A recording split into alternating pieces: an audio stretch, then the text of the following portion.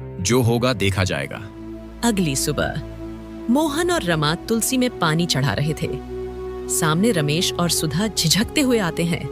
मोहन दोनों को देखकर चौंक जाता है। भैया, भाभी, आइए, अंदर आइए। कैसे आना हुआ? दीदी आइए बैठिए, मैं आपके लिए चाय लाती हूँ। नहीं रमा, आज हम कुछ मांगने आए हैं। मोहन, मेरी हालत तुमसे छिपी नहीं है। बेटी बीमार है और इलाज जरूरी है।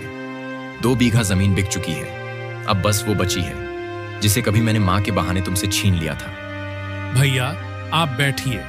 ये घर भी आपका है और हम भी। कहिए, कितना चाहिए? मोहन, सेठ रोज धमका रहा है। कहता है अगर मेरे पैसे वापस नहीं मिले तो जमीन पर कब्जा कर लूंगा। आप चिंता मत कीजिए भैया, मैं कल ही अस्पताल का पूरा खर्च उठाऊंगा और सेठ का कर्जा भी चुका दूंगा। मोहन, मैंने तुम्हारे साथ बहुत अन्याय किया। तुमसे तुम्हारा हिस्सा छीना और बदले में आज मैं खुद ठोकर खा रहा हूं।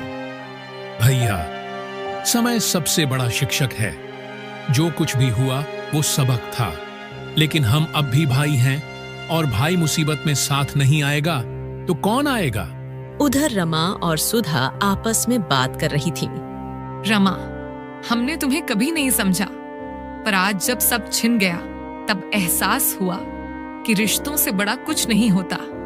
दीदी, बीते दिनों को भूल जाइए। अब हमें मिलकर भविष्य के बारे में सोचना चाहिए। दोपहर का समय। अस्पताल के एक कमरे में रमेश की बेटी बिस्तर पर लेटी थी। उसका इलाज चल रहा था। मोहन डॉक्टर से बात कर रहा था। रमा और सुधा पास में बैठी थीं। अब घबराने की जरूरत नहीं। बच्ची का इलाज सही समय पर हो गया। बच्ची अब धीरे धीरे स्वस्थ हो जाएगी। धन्यवाद डॉक्टर साहब। आप और मोहन दोनों ने मेरे बच्चे को दूसरी जिंदगी दी है। भैया, मेरे लिए आपका झुकना सबसे बड़ा बोझ है।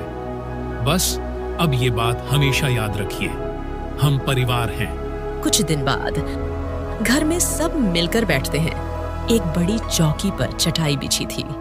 मोहन, रमा, रमेश, सुधा और बच्चा। रमा, अगर तुम न होती तो आज हम न जाने किस हालत में होते। दीदी, घर में जब कोई गिरता है तो दीवार बनकर नहीं, हाथ बनकर उठाना चाहिए। मोहन, मैंने माँ के पक्षपात को सच मान लिया और तुझे पराया। आज समझ में आया कि जमीन बढ़ सकती है पर भाईचारा नहीं।